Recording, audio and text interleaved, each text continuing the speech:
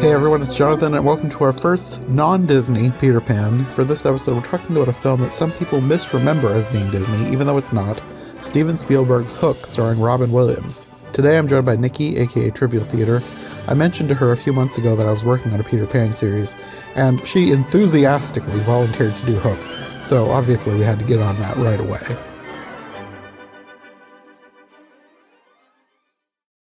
So, Hook. Yeah, I forgot how good this was. I did too, and I know by and large there's a lot of people that generally don't think much of this one, and it's kind of been a thing that's grown in popularity over time. But even by modern standards, Rotten Tomatoes still has it sitting at a 29. What? Yeah. Why? Oh, because Oh my word. I can't because believe it would be Robin that low. Oh, I know, right? It's because, how dare they, make Peter Pan grow up to be a lawyer. And oh well, he kissed his 90-year-old the reasoning and I didn't look through all the reviews. There are the worst one I saw, or the most prevalent thing I saw, was that it was too sappy Okay. and that it wouldn't be what J.M. Barrie would have. He would be turning in his grave. And I guess maybe it was a lot of the reviews were from like the late 90s and 2007, 2011. I don't know. I guess Is this like seeing a what's Phantom Menace situation where everyone hated it when it came out, but now the kids who grew up with it love it? I don't remember. Well, see, because I remember watching it as a kid too, and I remember loving it. So did And I I. remember, right. And I'm sure for some, because I remember hearing the same thing about movies like Goonies. When you're a kid, it's like you have that lens of, oh, rebellious kids, yay. But then you get to be an adult and it's like, what did I see in this? Maybe? I don't know. I mean, I'm an adult now, and there were moments that I was kind of annoyed with certain characters, but I was like, that's kind of the point. They're not behaving well on purpose. They Right, have the Lost character growth Boys. towards the end. Oh, yeah, absolutely. I suppose it's like anything, you have those expectations of, oh, this movie did this and this and this when you were a kid, but then you see it as an adult and maybe you see it for other stuff. I can't. I was trying to look at this as adult lens as possible, but I still loved it. Like there's so many great moments and so many great lines, and so Mm-hmm. many things that I appreciate so much more now than I did when I was a kid. For different Yeah. things, I guess. It's multifaceted. Yeah. I mean, I noticed a lot more stuff now as an adult than I did when I was a kid. Oh But God, the lines, like so much yeah, fun the caption on, and I was sitting there, like, it's just, and I suppose if you really wanted to look at it, if you really wanted to analyze it, it is very much a movie of the early 90s, from I was having that same thought. oh God, it's such a movie of that period. You get like the bad boy, and you've got like the unattended, or I mean, whether you're talking the likes of Jingle Bells or Home Alone, or it's The very dad much who of that works time. too much. Yes. And the understanding but frustrated mother and the sweet little sister, and not in Home Alone, but still in that realm. Uh-huh. I mean, there's tons of, I guess, cliched tropes, but I don't feel like they're used in any way that makes them feel annoyingly cliche. Right. And it's not anything that's unique for that time. I do wonder, having watched this, and it's a question that comes up every now and again, but it feels, and I remember loving it as a kid, but it feels too adult for kids, but not adult enough for adults. I thought that too in places. Yeah, I mean, that's sort of a thing. I feel like we might have had this conversation about something else, but like in the I'm 80s and sure we 90s, there have. was a whole bunch of movies that felt like, who is this for? Like, it's sort of aimed at kids, but also there's stuff that either kids aren't going to get or it might be inappropriate for kids. But also, if it's for adults, then there's stuff in here that's going to be annoying to adults and it's really not aimed at adults. Right. It I was, mean, it's kind of a weird area. it is. I kind of went into this, and it's not quite the same thing, but it's very much like Shrek. there's there are things for kids, but then there's deeper stuff for adults. So maybe it is that dual level. It could be. I haven't seen I'm not Shrek in sure. years, but I do remember when Shrek first came out, we weren't allowed to watch it, and I remember reading about it because I was probably like early teens when it came Right. out. It was like 2000. Did it come out in like late 90s, Like early? Because I turned definitely 13 in 2000s. 99. Okay, it was definitely 2000s, but or maybe it was no, it came out in early 2000s, I think. Well, I remember Hang on. like for a while we either weren't allowed to watch it or we heard that it was a bad movie for kids, like it had bad language or something. But then we eventually watched it. I don't remember how that all went down. I think it was, 2001 the original Shrek came out. yeah. So it was one of those things where I think our parents were becoming slightly more lenient Right. and we ended Fair. up watching it and loving it. Well, and it is. It's one of those that, it's made for kids, but there's all the little innuendo things that kind of make it appropriate for adults, but it too kind of has that darkness to it. Hmm. Yeah. But that's kind of what made it good. Because as you grew, you could still enjoy it on different levels. Uh-huh. Not to say that every movie needs to do that, and a vast majority shouldn't unless you know how to do it. But I don't know. Yeah. I forgot that this was done by Steven Spielberg. Like it's a Steven Spielberg movie, but it doesn't necessarily feel like a Steven Spielberg movie. I remember that it was Steven Spielberg, and part of that probably is because I remember that John Williams did the music, and he Mm, and John Williams are like they just go hand in hand. they do very much, especially in that era. And you can just hear him working on this one. Yeah. No, I wasn't thinking about it, but then when it first started playing and I first heard the music, I was like, oh yeah, John Williams. Like instantly recognizable as John Williams music. Agreed. Very much so. And also, in any time that it had lyrics in any of the music, I noticed in the end credits Leslie Bracus, which is a name that I only became familiar with last year when I did the movie. Is it just called Scrooge?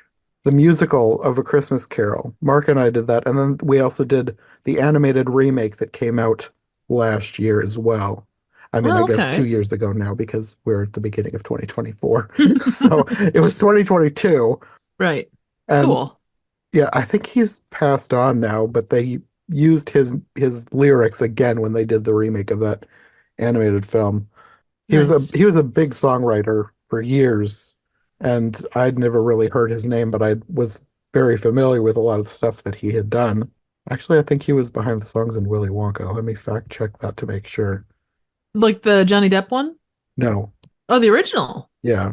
Wow. Yeah, those are not an easy thing to write if you're doing Wonka or Willy Wonka. Yeah. Willy Wonka and the Chocolate Factory. He did the music and Wow. lyrics for that.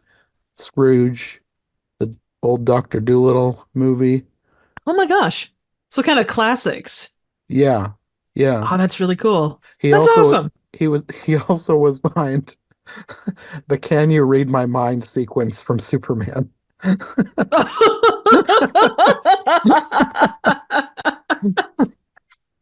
Every artist is allowed to step outside their box and try something different. Yeah. Can you imagine putting that on your resume? I remember loving Superman years ago when I was a kid, but thinking that that sequence was very weird. Yeah, it was something quite different. Though I suppose if you're trying to figure out the ins and outs of a new superhero that you happen to have feelings for, it would be a question that would come to mind. Maybe.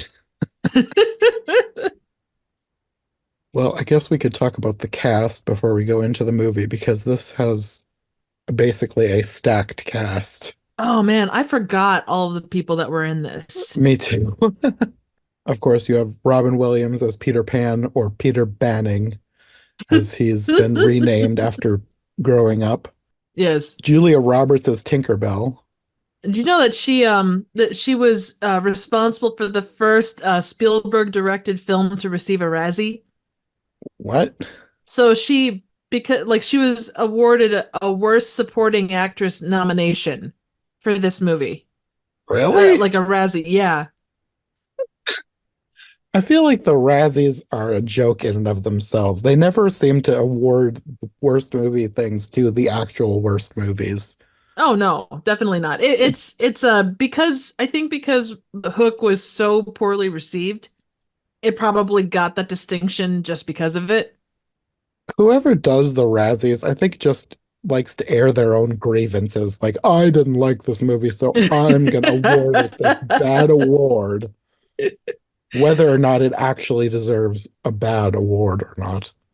In retrospect, I at the time I don't remember what I thought of her character watching this as a kid, but as an adult, it's Julia Roberts. She's putting in a Julia Roberts performance. I don't know. Yeah, I mean, of everything in the film, she had good moments. Some of the stuff towards the end was a little bit but that's okay. So, I mean, it was a little bit cheesy in places, but nothing that I would consider oh no, God awful. no. No, no, no. I mean, it certainly wasn't, room level weird or, anything like that. Yeah, it was just kind of weird, but it's basically a kids movie, so Yeah, I mean her performance in this is no the only one that comes to mind is Halle Berry as Catwoman. Like it's a cheesy performance, but it's meant to be kind of cheesy and it's endearing. She does a great job. She plays the role well. uh-huh. She acted in bare feet, so hey, more power to her. It was all green screen for the most part. I mean, that couldn't have been easy. Yeah, I thought she did fine. So, Yeah, there was nothing wrong with it by any stretch. and of course you have Dustin Hoffman as Captain Hook. It was so much fun. You could tell he was having fun. Oh yeah. He loved being evil. And I know we'll talk about it, but the whole he's trying to off himself. He's like, Yes. don't stop me, don't stop me. Shmi, stop me. Why aren't you stopping me? Whatever he was sadist. And then when he finally does stop him, don't ever scare me like that again.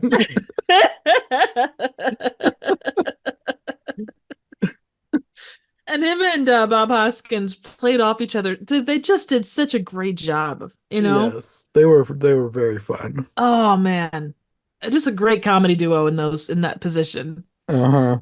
I think, and I know towards the latter half of the movie, you couldn't have them interact as much as they did, but to have more interaction between the two of them would have been awesome.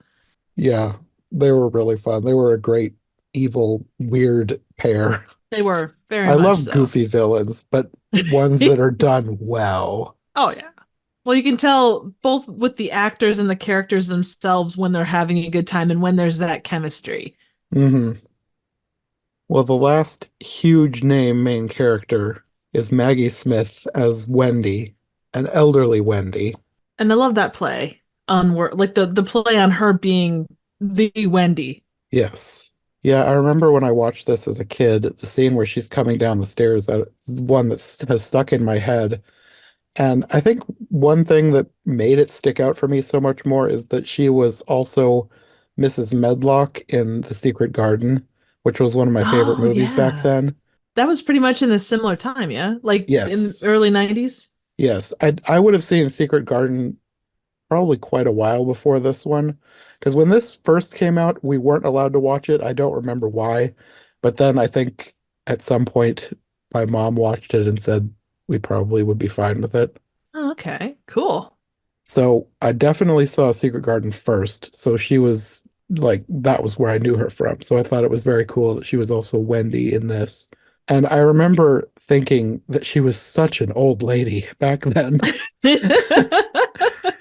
Probably part more because of this movie than The Secret Garden. Do you know how old she was in this movie?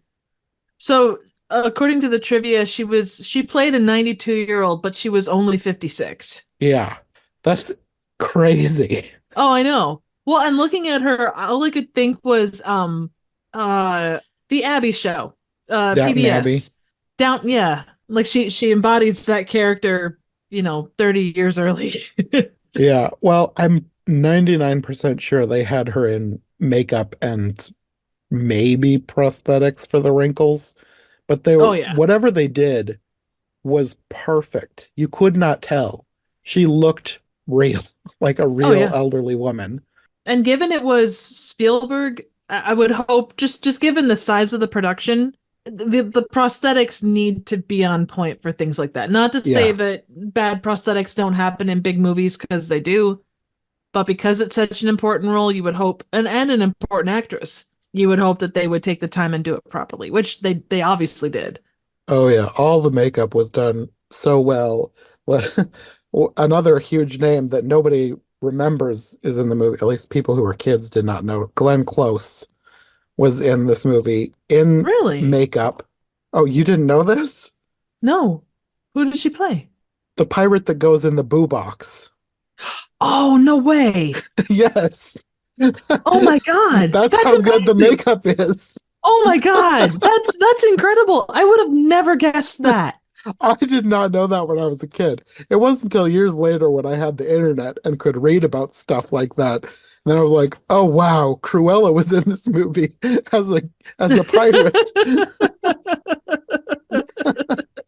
I can't believe you didn't know that. You're like the queen of trivia. Oh, yeah, but there's a lot of obvious stuff I sometimes miss too. No, that's awesome. And yeah, I can't even say that at one point I heard it. I've never heard that.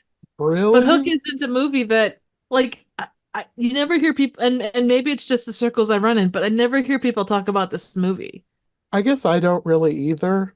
Uh, it's probably one of those things like I haven't heard that for years, but I remember probably when we first got internet, I would go online and read about different things that I liked, which Hmm. included movies, and that's probably where I first saw it.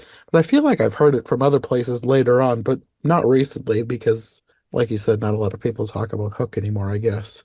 Right. Well, and I think it's one of those things where, when the major anniversaries hit, or, I mean, Robin Williams died 10 years ago, so it would have been spoken of then, but, Mm, it's not the first thing you think of with anyone that's in this movie. It's a fun movie, but it's not like the top of mind for much, really, hmm which is sad because it is like, unless you're thinking like, Roofy, oh, you really don't necessarily, it doesn't come to mind.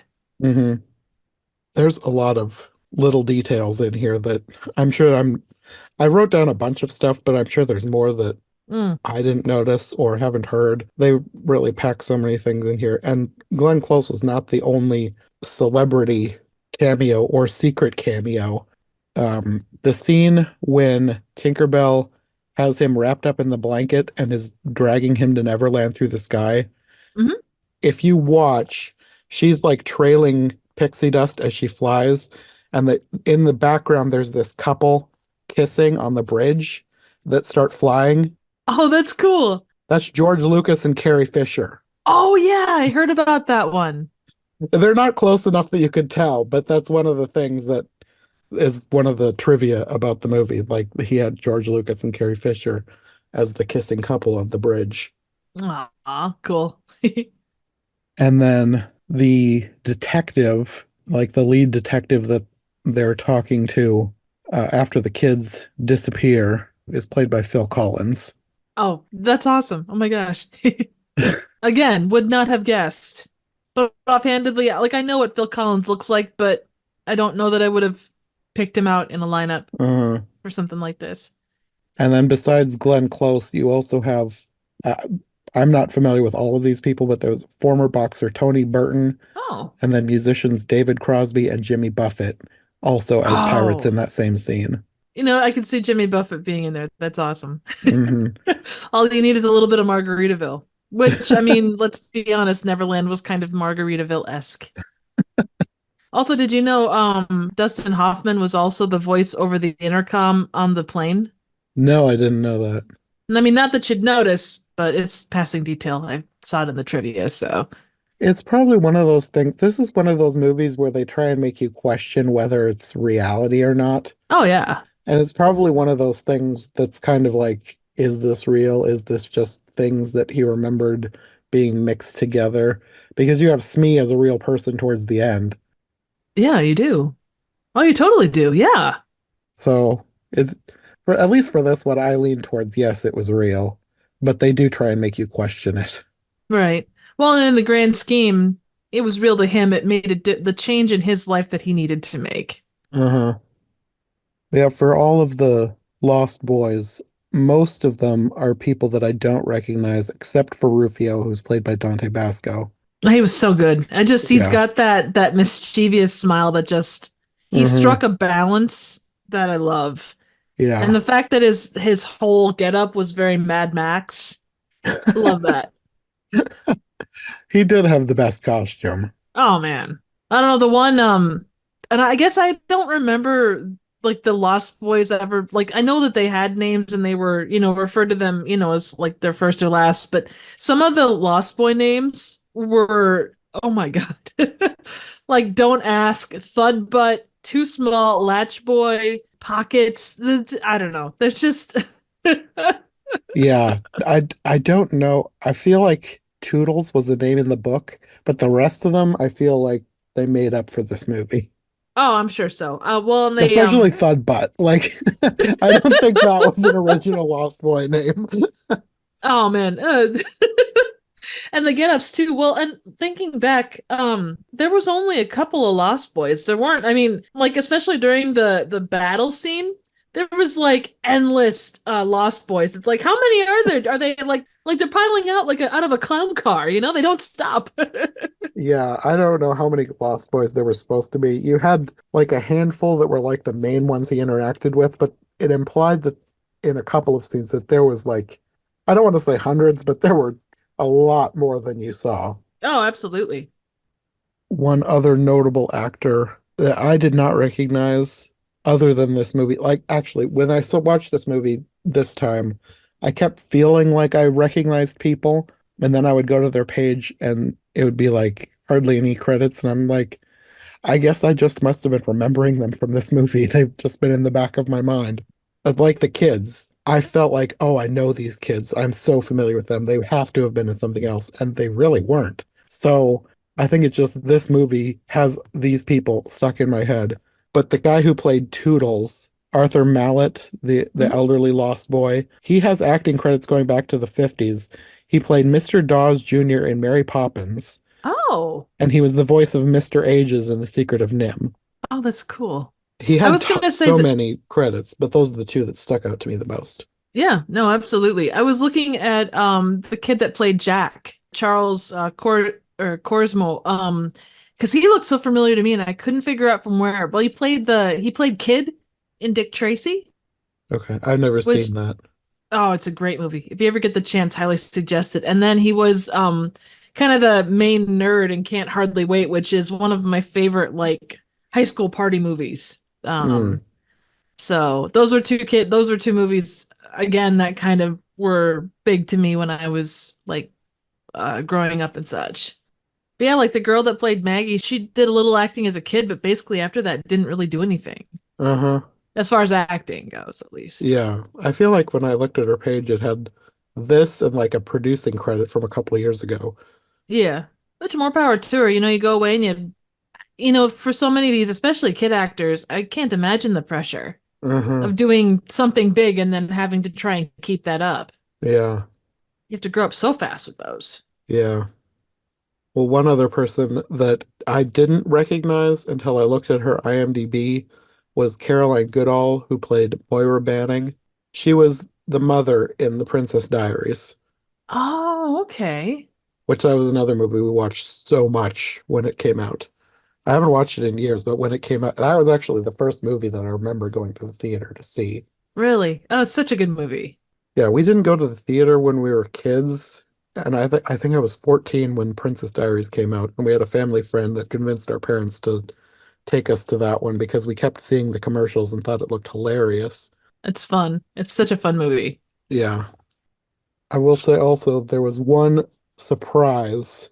Like if you didn't know that Glenn Close was in this, that would be the biggest surprise. But for me, since I knew that she was in this, the biggest surprise for me looking at the cast was that Gwyneth Paltrow played young Wendy. Oh yeah. And this That was was only her crazy. third acting credit. Wow. And it's a small role, but I mean it's kind of the linchpin of the connections for Peter. Uh-huh. Yeah, I had no idea that was her. I wouldn't have known her back then. I've only gotten to know her recently, really through the Avengers movies, playing Pepper Oh yeah. Potts. No, absolutely. one other kind of neat thing, and it's not so much an actor thing, but I appreciated the fact that they did it. The little play that begins everything. Peter Pan is played by a girl, and being that that's kind of the traditional way that you see Peter Pan played. I don't think I even noticed, but you're right. That is the tradition. Hmm. I And didn't they kind of realize it did was a that with little this. girl. Yeah, I think it was. She looked like a girl. Then it turns out it's a boy and he's very offended. Well, who am I? I'm a random person on the internet. I don't know my head from my butt in most cases. Well, at this point, they're probably an adult and they'd probably find it funny. I hope so. If you're out there, please forgive my silly butt. Well, according to IMDb, the actor has only had one credit, which was this movie, and their name is Jewel. So Oh, I'm going to assume, oh, it says actress down below. So oh, yes. all right, sweet. Yay. But yeah, I appreciate like this movie is full of those little touches. Hmm. Yeah, that was a nice little touch because like that's how Peter Pan, I guess, became so famous was because of this play that I don't know why, but it was one of the things that everybody wanted to put on Peter Pan. And Oh yeah, yeah, it always was a tradition to have Peter played by a woman.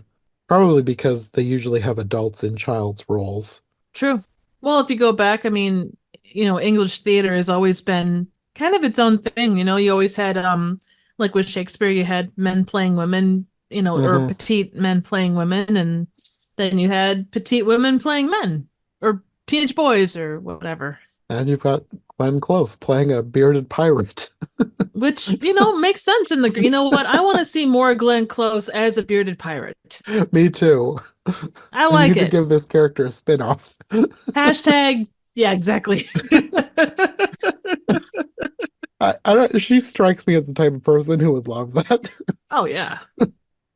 But yeah, like you said, it opens with this play. It's his daughter, Peter's daughter, Maggie, is playing Wendy. And I don't know why, but I had not remembered the phone. It seems so ancient now. Oh, It probably was cutting edge technology at the time, but now this time when this phone rang in the middle of the play and he pulled it, I was like, oh whoa, that's old. Yeah, anyways, he gets a phone call. It's his office telling him he's got this meeting tomorrow, but his son also has a baseball game, and his son is upset that he's maybe going to miss it, but he promises he's going to be there, and then he doesn't. the classic dad promise in a 90s movie. Yeah, exactly. I made some sort of a note exactly saying that. It's like this is a thing in the 90s, apparently. So after this, they're on their way to London to visit his wife's grandmother, who is the Wendy from the story. I guess they have her like she started the hospital, the Great Ormond Street Hospital, the one that's the benefactor for the stories by J.M. Barrie. Right. I think they had her like start the hospital back in the day. See, and I'm not sure. I think she just like she was one that picked up, well, I guess maybe. She was somehow influential and she was being honored Right. at Well, a big dinner. right. They were naming a wing of that hospital in her honor.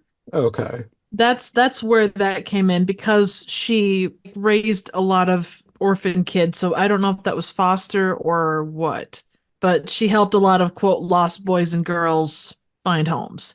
Hmm.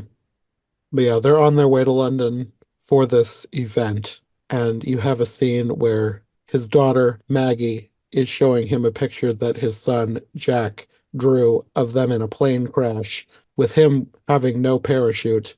And this like fully unnerves him because apparently Peter Pan is now afraid of flying. And or heights. Yes, both. So then he tries to talk to Jack, which ends up in a fight, basically. And he kind Yes. of freaks out. And then there's the thing with the oxygen masks falling down. And he tells him to grow up. Another ironic nod to his past. Oh man, they're all over the place. They like all the little lines that come up like before he starts his journey to become Peter Pan. Hmm. It's hilarious. So then they get to London, and Maggie asks her mother if Granny Wendy is the real Wendy from her play. And Peter tells her no. So he's apparently completely forgotten about his own past. If this is real, like I said, they're going for this, is this the real, is it a dream type of thing. They do kind of play into the fact that she is in some way, shape, or form the Wendy, Yeah. or at least like she had some connection to J.M. Barrie. hmm There's too many things that happen that are not when he would have been asleep to not be real. So Right. it's one of those things that annoy me slightly when they try and say, oh, is it a dream? Is it real? When it's supposed to be kind of obvious that it is. I Right. don't really like when stories do that. The only exception is Alice in Wonderland because that was the way it was originally written. Oh So I yeah. don't mind it when they do it with Alice in Wonderland, but everything else, it feels like they're copying Alice in Wonderland and they don't do it well. Right. Well, and I think too the was it a dream or was it reality thing, it is not the most cliched of storytelling techniques, but I think it is one that is employed maybe more frequently than it should be. Like it's Yeah. something that, I've written myself into a corner. How can I get myself out? Oh, was it a dream? Was it not a dream? Ooh, you know? Or I just want to add a little bit of whimsy. Yeah. I mean, I think the I don't know house, that it's that whimsical. yeah, it depends on the situation. But the house is so done up the way like it embodies so much of Peter Pan that Uh-huh. you'd be I hard love that pressed to. house. Oh, it is a cool house. I mean, even just from a Christmas perspective, oh God, Mm, that'd be amazing. yeah. The whole thing. But I mean, they even have the nanny dog out back. So Nana. But this is where you have probably, to me, by far, the most iconic, memorable line when Toodles opens the door and says, "It's snowing!" Slam. I, s- I I hadn't watched this movie in probably decades, and that line still comes up every time it snows. It's did you go out and snowing! say it? Slam. Did you go out and say it tonight since it's snowing there? No, but I should have. I thought about Yes, it you while I was watching it. I was like, oh, I missed my chance. should. Well, I'm sure it won't be the last time this winter that it snows. No, probably not. You're just gonna have to do it twice the next time it does that. But then this is where you have the scene with Granny Wendy coming down the stairs and greeting them. And she's adorable. Yes, Maggie Smith is great. I love her. I hope I'm that good at 56/94, 92. Yes. You're very adept for a 92-year-old. Actually, I'm 56. Oh, well, then you're just kind of average. Then you've got another scene with him freaking out on his family. This time because I don't know exactly what's going on, but there's some kind of business deal that's being unraveled because there's an owl. And like Oh, yeah. I'm assuming there's some kind of endangered species law being infractioned on or something. Oh yeah, that is totally the case. I don't know why, but I remember my parents talking about this case in California where there was like this one kind of condor that was indigenous to just this one like I don't know 50-mile stretch of area, and it was just like this case. And I remember them talking about that, and I was like, oh yeah, I remember that. They were just discussing the ins and outs of it, and I don't know, it struck me as funny. But yeah, that scene ends with him basically screaming at his kids because they're being too loud while he's on the phone. As you do. Well, if you're a bad 90s dad who has no time for his children. Exactly. And then he keeps getting phone calls. And at that point, like I know it's the whole thing like this is his job and it's important and blah blah blah. But if it were me, I would have shut that phone off ages ago. Like I'm on vacation. Stop calling me. Well, when you think about calling the UK back in the day, that would not have been cheap, even on a cell phone. Oh, it's just pocket change for this law firm or whatever. Yes, yes, it was. We're letting you go to the UK for a week. You better keep that phone on. Well, his wife disagrees and she chucks it out the window. And then Nana buries it. As you should. And then you've got a scene with Granny Wendy reading to the kids, telling them the story, reaffirming that they really are the characters from the book. Can you imagine? Like, I don't know, as a kid, I don't know how I would. deal with that. Like, oh, your grandmother was, this person in this, famous series. Yeah, I don't know. It's one of those things that it probably would be just something that a lot of kids would just take at face value because like Santa, kids believe in Santa. True. But like for me, I never believed in Santa. So stuff like that wouldn't have been something that I would just take at face value because I didn't have any fictional characters that I totally believed were real. I don't know. I could see that. I mean, it's like you say, it's really about like you brought up a certain way, you take your parents' word at it until there's something that comes along that, Uh-huh. seriously disrupts that belief. Yeah. But then they go to dinner after the kids are in bed, and Peter gives his speech. And at that point, I suddenly realized, wait a minute, why doesn't he have a British accent? There's a line later on that says he was adopted by an American family, but I think they only threw that in there so that they could have Robin Williams play this part. Yeah, and seeing him, I don't know how he would do as a like with an accent, like a British accent. I don't think he ever played anything with that. I'm sure he could do a British accent, but it would probably come off sounding like a joke because he's Robin Williams. True. I don't know. I always just assumed, okay, is he's Peter Pan. Peter Pan doesn't have an accent, so Robin Williams won't have an accent. I mean, I don't know. I mean, I guess because the Disney version, Peter didn't have an accent either. I never really thought of it. I wonder, I haven't watched too many yet. I've mostly been focusing on the Disney versions. So I'm wondering how other versions of Peter Pan will end up taking the character. I'm going to assume that he usually has a British accent. But yeah, now that you mention it, like the ones that we're most familiar with, at least for me, the Disney version and Hook, he's an American. Yeah. So while they're at this dinner and he's giving this speech, something like supernatural starts happening. You don't see what's happening, but there's like green lights showing up around the city. And back at the house, the kids' blankets like levitate straight off them right up into the air. It's a very 90s effect. It was just like, whoop.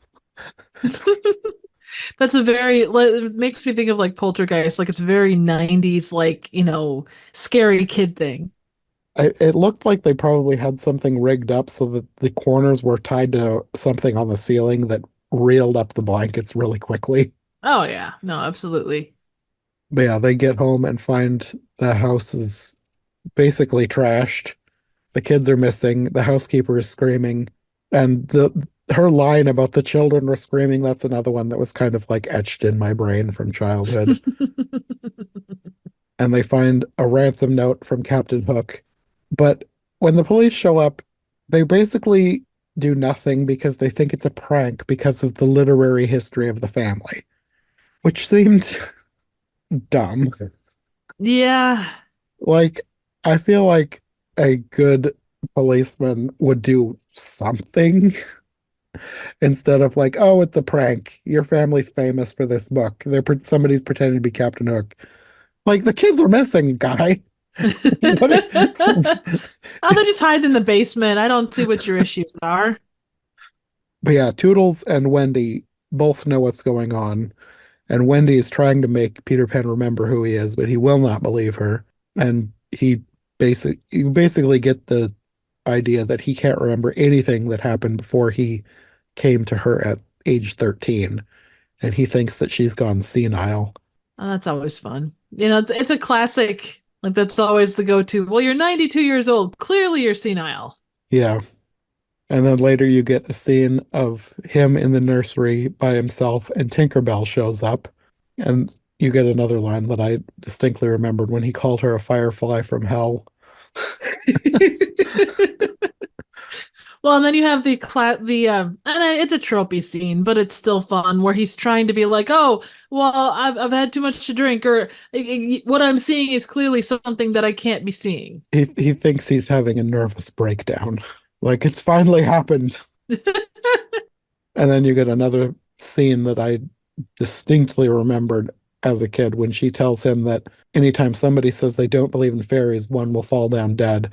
And then he says he does not believe in fairies, and she pretends to die and fall down the stairs of the dollhouse. And she's like, clap, you gotta clap harder, clap harder, clap harder. I'm dying over here. I will say I liked the character. They changed her character a lot from the book and other versions because like Tinkerbell is not a nice character. This No. version is nice. Tinkerbell is like kind of nasty. Well, I suppose she had to mellow with age, you know? I guess at this point she's like I don't know. She's probably about as old as Wendy. Yeah, no, absolutely. If not older. I mean, because she was clearly around before all the rest, so. I feel like that's something else that they changed from the book because not that it's something that people usually include, but I think in the book there's something about fairies don't live very long, and it was like implied that she died not long after Wendy and the boys left Neverland. Oh, I need to reread the book. I haven't read it since I was a kid. I did buy a copy, but I need to reread it at some point. right. I don't think like my only exposure to Peter Pan has been the actual movies of Peter Pan. I don't think I've ever read the books. I remember borrowing it from there's one book, like one official book. There have been other authorized and unauthorized sequels that people have written over the years, but J.M. Barrie wrote one book. Well, he sort of wrote more than one book, but they kind of got tied together and like let's see, I think one of them was like turned into Peter Pan. Oh. Like he wrote a short story, something like called Peter Pan in Kensington Gardens, and then I believe that short story got turned into the novel. Oh, I remember seeing something mentioned about that. So yeah, that would make a lot of sense. And then I think he wrote like a short follow-up, but I think it is included at the end of the novel in publications today. Oh, okay. Yeah, anyways, Tinkerbell. She Right. ends up knocking Peter Pan over and wrapping him in a blanket to physically carry him away to Neverland. She's strong, I'll tell you. Like I think she could have taken on Hook herself. Well, she kind of did in one point. Like she stopped his hook when he was like going to stab Peter. But when they go to Neverland, for some reason, she just takes him straight to the pirates' village, which seems like a bad idea because he's immediately attacked because they want his shoes. As you would. And then Tinkerbell, again, like you said, she's very strong. She beats up all the pirates herself and makes a disguise for Peter out of their clothes. Well, and the fact that, and I know you have to go with the story. It's about Peter. It's not about Tinkerbell, but like she kind of does all this cool stuff, and then she just kind of falls to the background for the rest of the movie. Yeah, But again, it's Peter's story. It's the mentor getting the person back on track and then letting them do their thing. yeah. She's not that she's in the exact same role as her character in the book, but she's more of a supporting character. Like the book is she's has more of a role in this movie than she does in the book.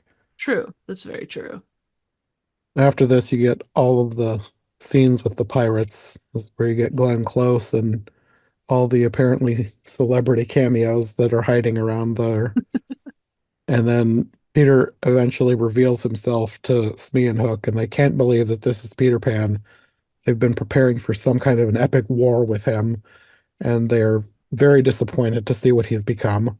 And Hook tells him he needs to fly up to rescue his kids because they've been hoisted up into the sails, and he can't fly. He tries to climb up, but he fails, and he can't save them. So Hook decides he's going to make them walk the plank.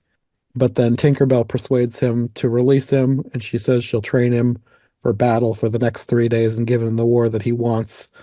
And he agrees. And the pirates are so excited they accidentally knock him overboard. And I guess Tinkerbell must just think he dies because she doesn't try to save him at all. He sinks to the bottom of the ocean, and the mermaids save him. And I guess they use this they put him in this thing and he's hoisted up into where the Lost Boys hideout is. And I assumed having not watched it in years, I thought that the Lost Boys were hauling him up, but they're not up there. So I guess the mermaids just must be pulling like a lever to get him up there because nobody's around when he gets there. and he ends up finding Tinkerbell sleeping. I'm like, how long was he under the water? It seemed Long like it was enough. less than a minute, but he gets there and she's asleep. And she's like, wait, you're alive? Well, she had to make it, or he had to make out with all the mermaids, make sure that he let them all know that he was back, and then he went. So Yeah. I did also love, and I guess I've only seen a couple of Captain Hook type things, but I really like the fact that despite like being immortal enemies and stuff, he was a lot more reasonable than I remember. Like he's like, you Hmm. know what, I can't fight this guy. He's an adult. It's not a fair fight, and they're like, hey, give me 3 days, I'll bring him back to fighting shape. Yeah. He's more reasonable now. He gets more unhinged towards the end. Oh yeah. Well, the threat of a giant crocodile will do that to you. And a teenager dressed like he's out of Mad Max. Also true. I mean, I know anytime I'm confronted by someone called Rufio, it just kind of makes me go off the edge. I thought you were gonna say, anytime I'm confronted by a teenager. Well, that too, but I hide it better though, so we're all good. But yeah, this is where you're introduced to the Lost Boys. They all come screaming in, and he ends up caught in a trap made of vines. And this is where you get the other most iconic line from the movie. The character whose name I guess is Thudbutt, which I did not realize when I was a kid. I did not know any of the kids' names other than Rufio when I was a kid. But the kid who's named Thudbutt comes forward and says, "Who's the shrub?" And that was another line that we quoted all the time as kids. But there's so many iconic lines through this whole scene Oh yeah. because the kids that they don't believe he's Peter Pan. Rufio skateboards in, he doesn't believe him. Then they have this whole chase, and you get lines like "Kill the lawyer." Oh my, a wall. You're dead, jolly man. At one point, when Rufio first shows up, Peter refers to or says, "What is this, a Lord of the Flies preschool?" That's another thing I wouldn't have gotten as a kid. Oh, same. But yeah, it's such a. I don't know if you would call it smart writing or if it's just like funky writing, but it's so fun, you Hmm. know. Like the jokes are there. They're under the surface enough where you may not, if you don't know them, you're not going to know them. But then if you do know them, you're like, oh, that's cool. Hmm. But eventually, one tiny child, who I guess is named Pockets, I think I heard one of the other kids call him Pockets in a different scene. But again, I did not know he had a name when I was a kid. He like plays with his face and like tries to smooth out his wrinkles and says, "Oh, there you are, Peter." And then He's convinces so all the other adorable. kids. Oh, I know that kid is Oh, the cutest. oh my gosh. He's just like, and it's not even I mean, he's a cute kid, but for being so young and to Hmm. be able to deliver those lines the And just way the he faces that delivers he them. made too. He just Oh seems yeah. so real. He did. He 100% did. And I don't know, like kid actors are kid actors. There are some that are good and there are some that are bad. But Hmm. it was like you said, it was so real. It was just, and I'm sure with Robin Williams, it would have been easier than what it would have been with some actors. Like his ability just to get down on that level Yeah. was so good. And Yeah. like I know we've talked about this, but he made this movie in so many ways. Like any Hmm. other actor in this role, it would have been a lesser performance. And that's no That's diss on probably any other true. actor. Yeah, and it's no diss on any other actor. They Hmm. probably would have been fine, but Robin Williams, just everything, even if the movie was subpar, Hmm. every single movie that he did was so much better because he was in it. Yeah. In between the scenes with the kids, you have other scenes with the pirates. And this is where you get the scene with Captain Hook when he's depressed and trying to commit suicide. Oh my God. And I don't remember what I thought of this as a kid. Like I genuinely, I think I just laughed at it because it was so, like Yeah. you think Looney Tunes, you think like, oh, Uh-huh. it's a gun. Ha ha ha ha. Yeah. You know? And to as a kid, I don't think I gave that this scene a second thought. We just thought it was funny. Oh I yeah, think we same. probably quoted, "Don't try to stop me. Don't try to stop me. Try to stop me. Smee, try to stop me." Speak, speak. It's kind of like the like duck season, rabbit season kind of. Kinda. I mean, I think I said the same thing when I was doing the episode on the Disney Peter Pan. The pirates are basically Looney Tunes, less so in this movie, but they're ridiculous. They are. And this is one of those scenes where they're just ridiculous. Because, like, after this, you get the scene of Smee getting him ready for bed, and he says, I've just had an apostrophe. Oh man, and then abso-flogging-lutely, oh man. I kind of want to pull out I've had an apostrophe as a line in real life. It's a good line. Oh man. And then when it's a small moment where he sticks his fingers in his I ears knew and you then were he's going to mention that. I was so disgusted when he did that. I don't think I realized what was happening when I was a kid, but then when he was like digging in his ears, I was like, what on earth? And then he started putting it in his mustache. I was so disgusted. Oh man, I love that moment. It's such an like it doesn't move anything forward, but it just No, is it's so just funny. them being weird together. Oh yeah, like even where Smee is like getting his food together and he like takes a bite out of basically everything. He's like, "You're not hungry, sir." Well, the one when as soon as he did, I was like, oh, I definitely remember this. The spit take, like the way he spit. I don't know what it was. I'm assuming it was like a potato. He took a bite out of something very crunchy and then spit it. Just the way that happened. The scenes with the pirates are great. Oh, they are. They're so fun. Yeah, through this whole section, you get training montages with sword fighting, body paint, slingshots, trying to get him how to fly again. He can't remember how to fly. I had forgotten when they paint him all up and put him in the slingshot. He's got like the smiley face on his chest.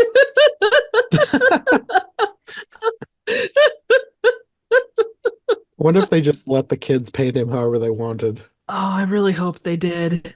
And I will say I adore the food part or like the where they all do the supper thing. Like That's they like say, one of the okay, most iconic scenes of the whole movie. oh man. It looks like when they're like, okay, we're gonna say grace. Grace. Race!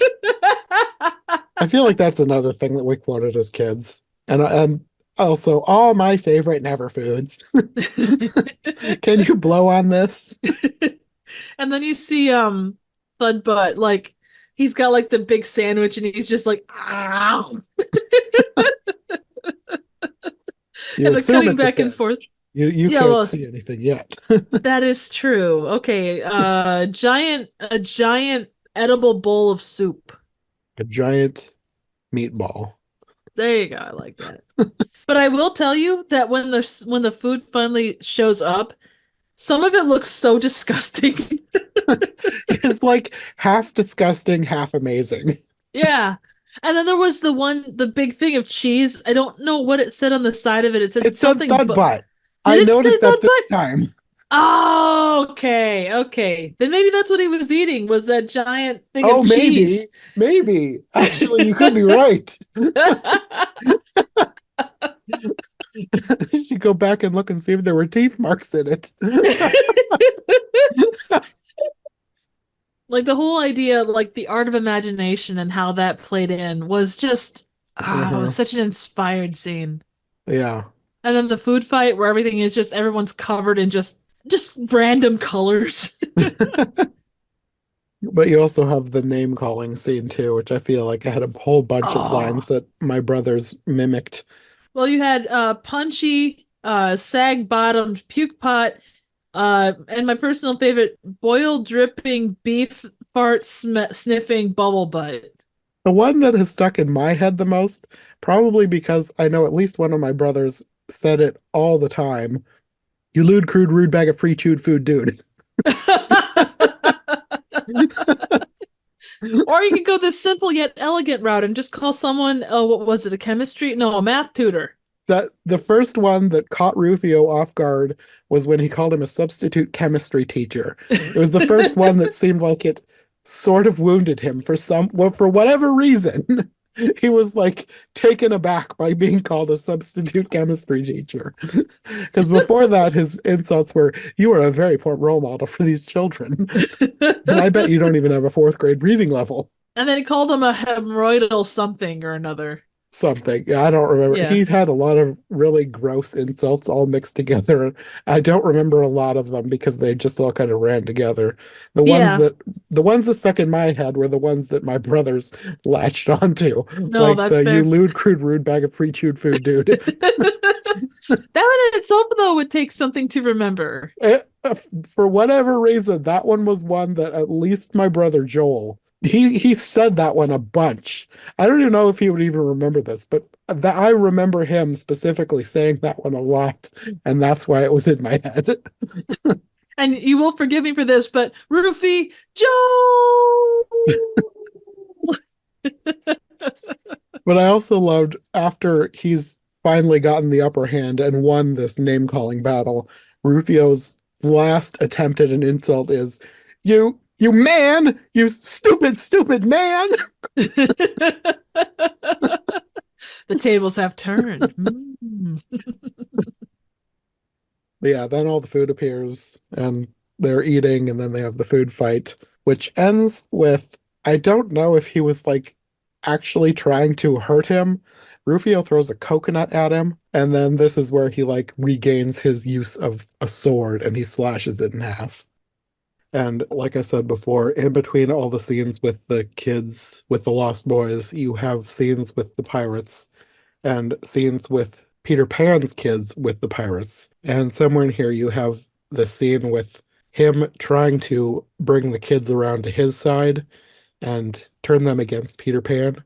And I loved the dynamic between Maggie and Hook. Oh yeah. He's like trying to convince them that their parents hate them and they were happier before they were born. And she's like, she whispers, "You're a bad man." And I don't remember what he says, but he writes an F on her paper and she grabs it and screams, "An F! He gave me an F!" I could see that being your response too. Like, how dare you, sir?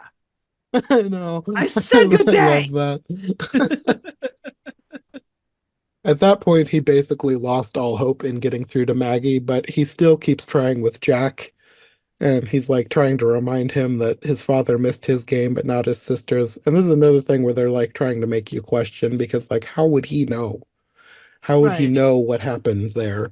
Well, he's pretty aware of quite a few things. Mm-hmm. And it's interesting how they start to forget. Like they talk about how Neverland makes you forget everything. Uh-huh. That was another thing, like we'll get to it at the end, but they kind of made it seem like Neverland was a dream, and that was the reason that people in Neverland forget the real world is because they're dreaming. And then when you wake up, you forget your dreams. That is possible too, because it does come into play on both sides, really. Yeah. The two lands can't exist side by side in someone's mind. Mm-hmm.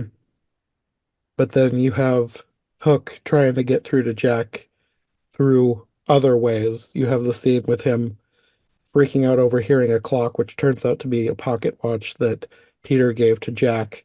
So then he takes him to this building where he keeps all the clocks that he's broken to have him smash the pocket watch.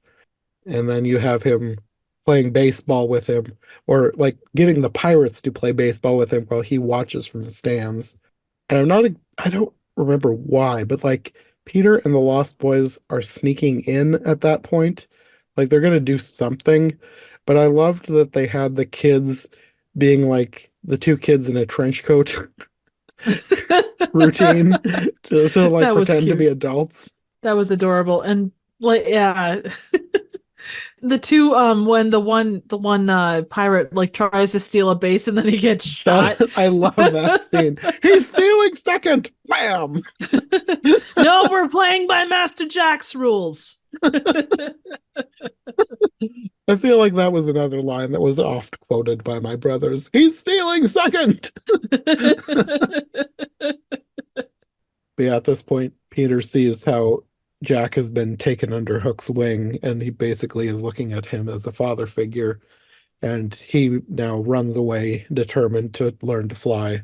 And then he has like a vision of his younger self. Like he gets hit in the head by the baseball because like when Jack hits the baseball, like flies into outer space, and then when after Peter leaves, at some point the ball came out of orbit or something and hits him, causing him to have this vision of himself as, I guess, 13 whenever he left. And then he Yep. sees his shadow.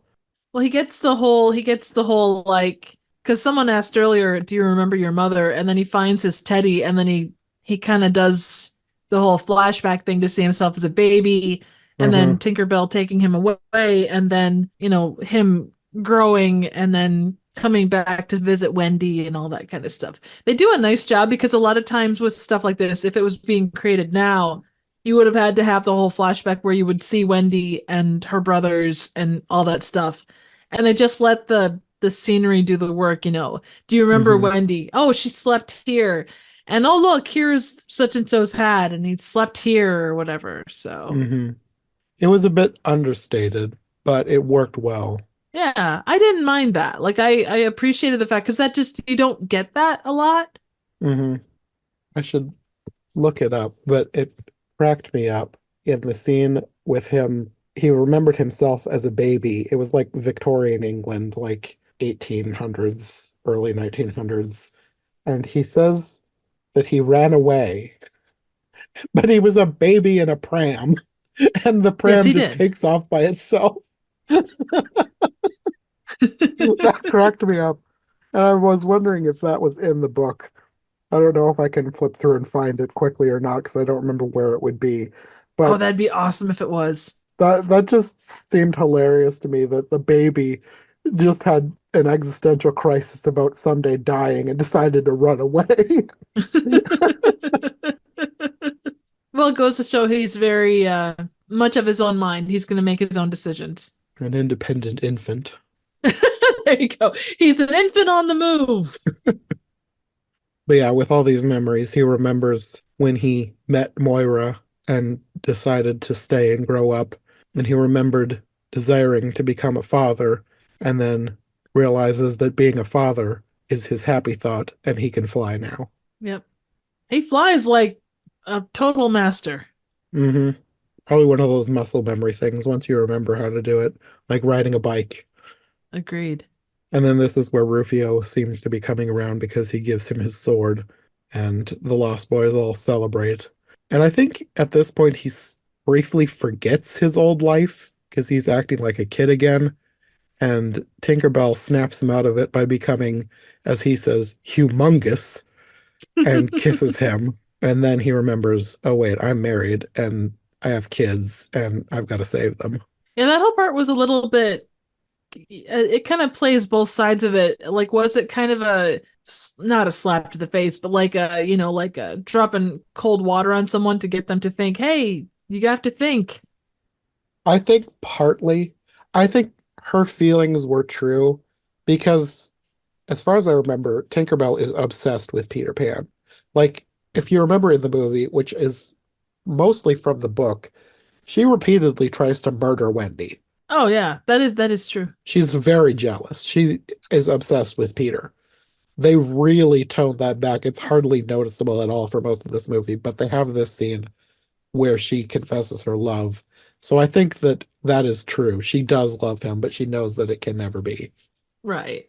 Well, she's matured the same way that like everybody else is matured, unless you're a lost boy. Yes. So then the next day, they all go to fight the pirates. And at this point, Jack seems to have forgotten about his dad. And he seems to like slowly be remembering him as he's watching this fight play out. And the fight that they have with the pirates is basically Looney Tunes, a whole bunch of wacky hijinks. You've got like a big chicken egg gun that has a live chicken in it that's laying eggs and being shot out. You've got like a marble gun that's shooting marbles for all the pirates to slip on. You've got slingshots that are shooting this rainbow colored glop. And you've got Thudbutt turning into a boulder and rolling down the stairs, knocking pirates over.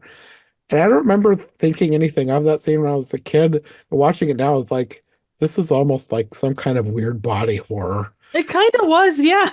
He's turned into this thing because it does not look like him once he turns into this rolling boulder. It kind of reminds me, there's the one DC superhero, I think it was bouncing something, but this guy can inflate himself and like bounce around, kind of like if you blew up Violet Beauregard, or no, not Violet Beauregard, but the one character in Yes. Willy Wonka. Maybe Yeah, that was no. that was Was Violet. it? You're turning Okay. violet, Violet. Yeah, but I can't anyway. That it's kind of like that though, so Kind of, except you couldn't see his hands and feet. Like yeah, he he's still had his little flexible. tiny hands and feet. He was like rolled up into a ball. That he was. But the Looney Tunes shenanigans only last so long because Peter is about to take on Hook, but he hears Maggie calling for him, so he flies off and Rufio takes the duel. And then you've got a little bit more Looney Tunes as he fights to get Maggie back and like drops a statue on a pirate or whatever. So he saves her and flies back to Hook just in time to witness him stabbing Rufio to death. Oh, and I don't know, and I know you have to have something that drives everything forward, but why did they have to kill Rufio? Probably because of what he says as he's dying. Because as he's dying, he tells Peter that he wishes he had a father like him. Yeah, And Jack hears this and comes to his senses. true. That is a good point. And there is always that you have to have that sacrifice in order to push you forward. Hmm. I did find it interesting, like you've got Rufio, wishing that Peter was his father, and then you had Thudbutt kind of talking about his happy memory is that of his mom. Hmm. Yeah, parents come into play a lot, not just with Peter Pan, but you like you have the line of Maggie screaming at Hook, "You need a mother very, very badly." And that, like you said, that kind of plays into the greater message of that anyway. That's what Wendy was throughout, was kind of a mother figure to all of them. Yeah, yeah. Yeah, at this point, Peter is basically going to leave. He's grabs his kids and he's taking them away, but Hook vows to pursue him and his kids or his grandkids wherever they go. So he goes back to fight him, and they have a pretty decently long sword fight. And you get a couple lines that I liked. I remember you being a lot bigger. To a 10-year-old, I'm huge. I wrote that one down too. One other thing I do have to mention real quick, and it's going back just a tad, but when all of the Lost Boys are kind of gearing up for battle, and they do the mini blind armor. Oh yeah, that I forgot to write a note for that. I liked that. Oh, I love that The so kid much. I walking wanted. through the blinds and coming out as with the armor. Oh man, I wanted that so badly as a kid, but I could never make it work. I don't think it's quite possible. It was another Looney Tunes physics moment. Ah, man, you're taking away all hope. That's it. My great ambition in life is to come up with a way to do armor that retracts up and down. I mean, I'm sure it's possible, just not probably for children. But if you put Fair. your mind to it, I bet you could come up with something. Ah, thanks for the vote of confidence. It's good to know I can trust you, man. But yeah, at this point, Hook almost wins. He's got him pinned down. And this is where they really try and drive in the point of, is this a dream? Because he says, you know, you're not really Peter Pan. You're having a dream, and when you wake up, you'll be Peter Banning, a cold, selfish man who drinks too much, is obsessed with success, and runs from his wife and children. That's the thing it always comes back to. There is that possibility of change because you lived that dream. Yeah, Like I even mean, deep down, I would think that there would probably be that need for some kind of change to happen. yeah, I mean, even if it is a dream, depending on how you want to look at it, like with A Christmas Carol, it's technically a dream, but it technically sort of happens and it technically changes him for the better. So Oh yeah, either way, I mean, even if you want to interpret this all as a dream, which I don't, it still happens enough in his mind that it has an effect on him that changes him for the better. definitely so. The change was within him, regardless of what the thing was. Uh-huh. But then all the kids and Tinkerbell tell him that they believe in him and he gains the upper hand. He wins the duel. and basically tells him that he deserves to die. But Maggie runs up and tells him that she just wants to go home and says he's just a mean old man without a mommy. Aw. So they're going to leave him, but then he tries attacking one last time. But this is where Tinkerbell jumps up and stops his hook from stabbing him. And they redirect his hook into the taxidermied crocodile that he'd had on display in the town square.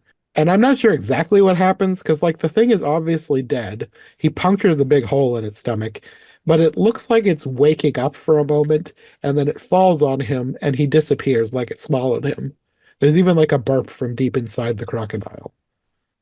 You know, just because you can punch a hole into him doesn't mean he's dead. It just means he's sleeping deeply. Apparently. Yeah, absolutely. That's totally what it is. So he's defeated. Peter sends Tinkerbell back with Jack and Maggie, and he goes to talk to the Lost Boys and appoints Thudbutt as the leader after he's gone. I hope Thudbug is able to fly at one point or another. I think he'd be magical. I mean, Tinkerbell should be able to make anybody fly. I should mention too, there was a couple scenes we didn't talk about where at the beginning Toodles talks about having lost his marbles and they think it means he's going crazy. And then later on, Thudbutt tells Peter that he has Toodles' marbles and he gives him a bag of marbles, which he takes with him now to go home, and he returns them to Toodles when he gets home. And he's so excited when he gets them back. I would also mention this is really quite random, but like the first time they show the giant alligator clock, I loved that, and it's still one of those iconic things that sticks with me.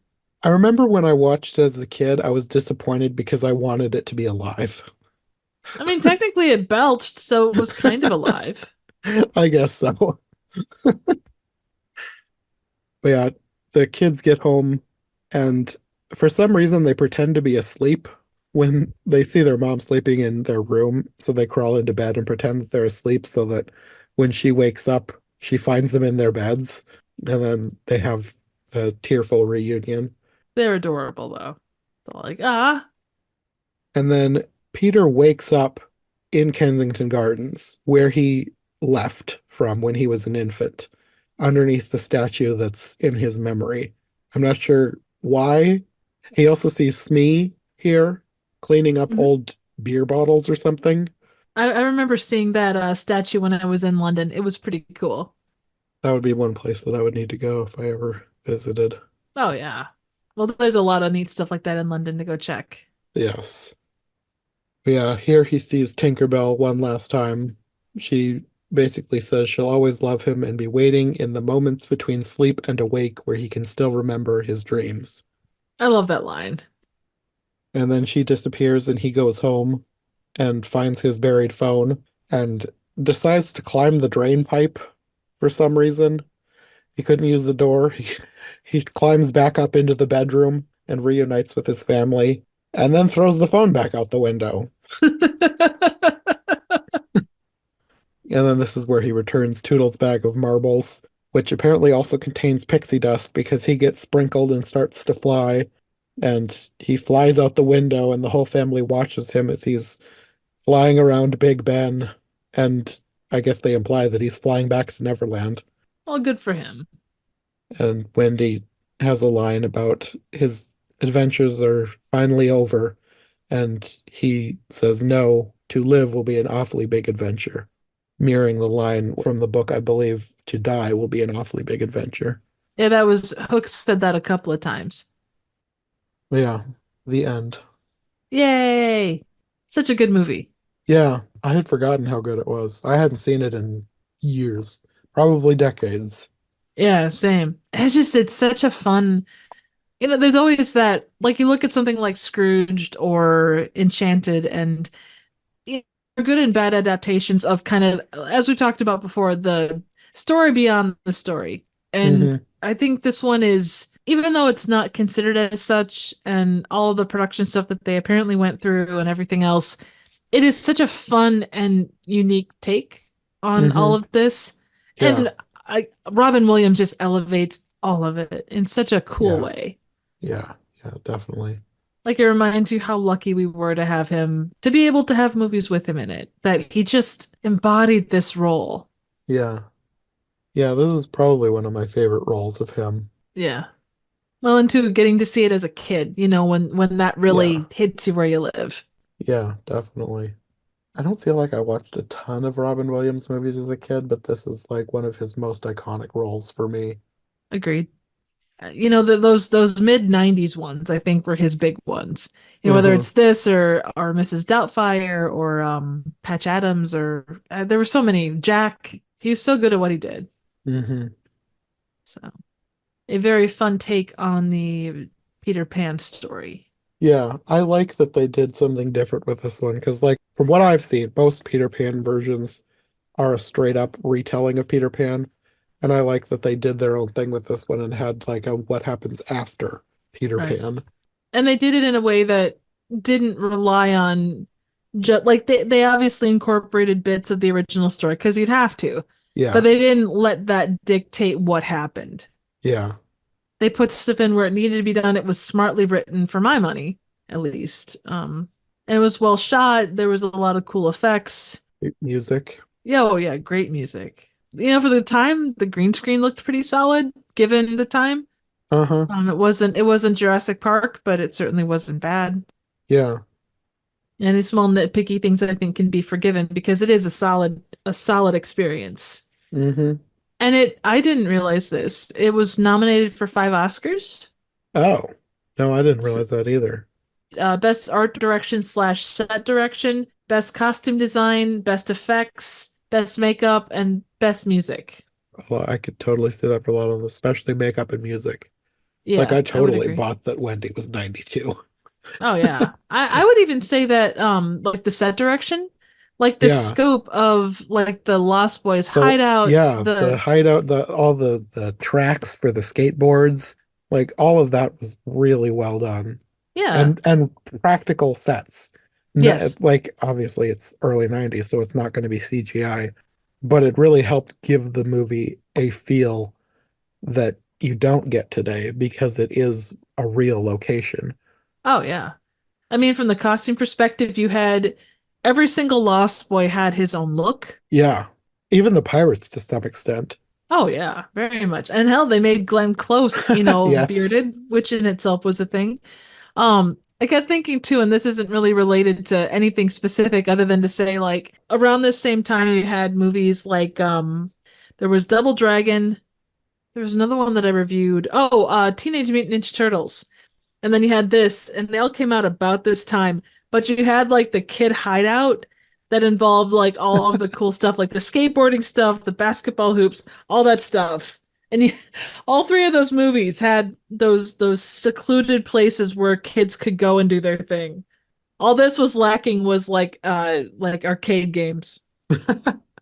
So it really stood out to me as such an early 90s thing that Rufio came in on a skateboard. Oh yeah. But it worked for this movie. Like anywhere else, it would have been cheesy, but it worked for this movie. Well, that and the half pipe too. Yeah. No, there was, say what you will, like just the art and the time that went into making this, which it's Spielberg, so you would expect nothing less, but there was so much good in that respect. And for me at least, it definitely holds up as a good movie. Yeah, me too. I really enjoyed it. If nothing else, it gives me warm fuzzies. Yes. Well, I suppose that's probably a good place as any to call this one good. I would agree. We probably will be back with more, whether or not it's Peter Pan or a different story. There are probably other Peter Pans that we could talk about in the future, though. So, Oh, 100%. I'm on board for that. but until then, do you want to let people know where they can find you if they want more from you? Well, if you're looking for an absolutely amazing experience where you can have an apostrophe, come on come on over to YouTube and check me out. I'm Trivial Theater. I do a wide array of random, obscure, and straight up bad movies. Not all of them are as good as this, but you will certainly find some unique pieces. So stop by and say hello. Okay. Well, we will see you next time. Thanks for listening to the Disney Movie Marathon. If you enjoyed this episode, make sure to subscribe and follow my co-host as well. My Linktree and all of our links will be in the description below. If you want more of my content, all my podcasts are available on YouTube as well as most podcast platforms. If you enjoyed this show, check out one of the other podcasts or check out my Patreon for bonus and extended episodes you won't find anywhere else. We'll be back soon with another brand new episode, so thanks for listening and we'll see you next time.